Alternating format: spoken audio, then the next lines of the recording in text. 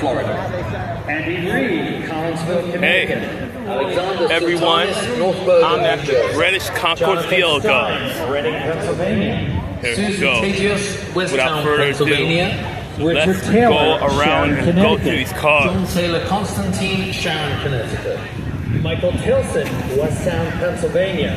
And Charles Bronner from Oakland. Let's start with these. A round of applause for our judges, guys. They did a wonderful job out there. And as we'll find out later, That's the village here.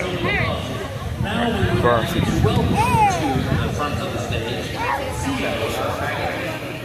Ooh, I like this one. Thank you very much. It's insane. Ooh, look at this one. Entertaining us, and the best is yet to come here for the next hour or so. So thank you very much.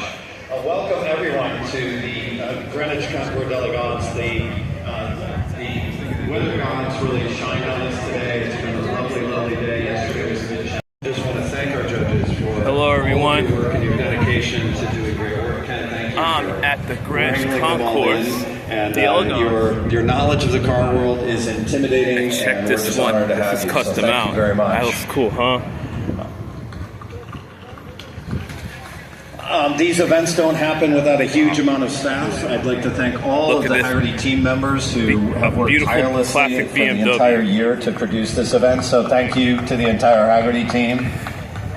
I like these. To the literally hundreds of volunteers that it takes to help people find places to park, to make their way in here, the security to help us stay safe in places that you just want to be able to come and enjoy cars and Cadillac things. And for everyone who has come out today, we want to thank Packard, the public, the attendees, to Jaguars, these great cars, and we have a lot of important awards coming up here shortly.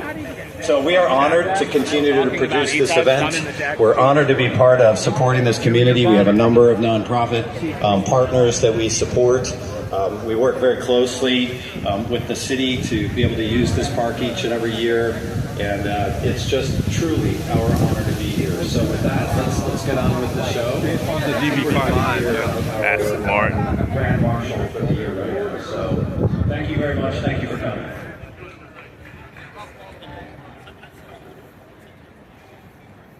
Well, before we get to our Grand Marshal, I just would like to acknowledge Justin's newfound knowledge of two-letter state abbreviations.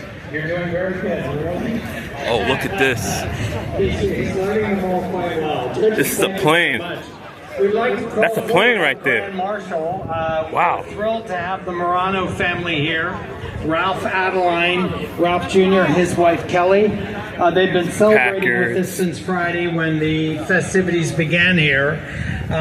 You may have heard my interview with Ralph as we walked along and looked at the 6 cars that he has here. He has over 60 Packards in his collection. He has every Packard concept from one. And I don't think he'll go to his grave without trying to get that to his very last day. The particular car that you're seeing here is a 1938 Packard Darren. Oh, look at this one. If you look at the door that dips down to the side, that is the I like these US lowriders. Howard Dutch Darren is his name was. Designed these cars. This was for Chester Morris, who was a Hollywood actor that did this particular car. You can see Justin, he's actually standing on the running board of the car. The next versions of this car, I believe Ralph, the third car, Clark Gable was the second, and then the third car did not have running boards. Am I second? Okay, whichever, I can't follow you there. Did not have running boards. I love this story because Clark Gable, who had the second one of these, he would be driving down the streets in Hollywood, California, stop at a traffic light, and women would jump up on the car and get on the running board. And he couldn't pull away back and forth.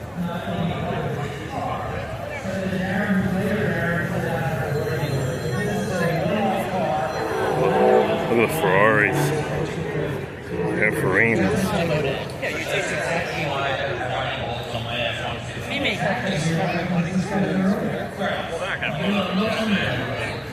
Appears to be Dutch. He is a man, but he's not a man that likes to be the center of attention, which is really silly when you have this most incredible collection of packets. But this weekend it has been all about you. You must have enjoyed that and see your cars. Thank you. So, and again, all the people that have to work this is all the people that are here that are car people, even if you're not car people, it's just great to be there today.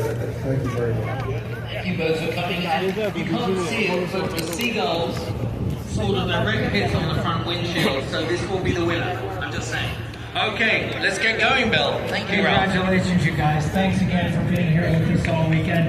It has been a lot of fun. And you know, Ralph, they were not going to let me do this interview for fear you and I would say something once again that would get us both in trouble. So, thanks again, guys.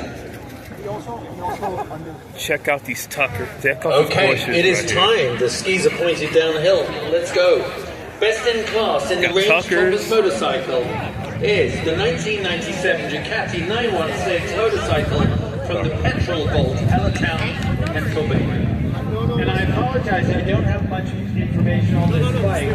This bike was acquired 4 years ago, was brought back to factory standards with period-correct modifications.